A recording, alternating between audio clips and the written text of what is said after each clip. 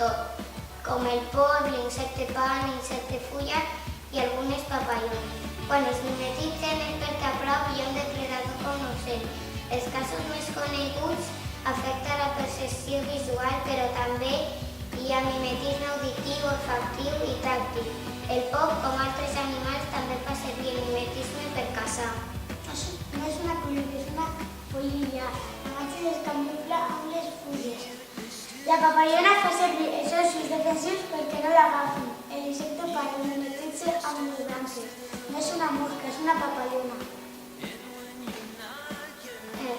Us aconsellem aquest tema perquè és molt divertit i tots els vídeos que hem vist ens han agradat molt.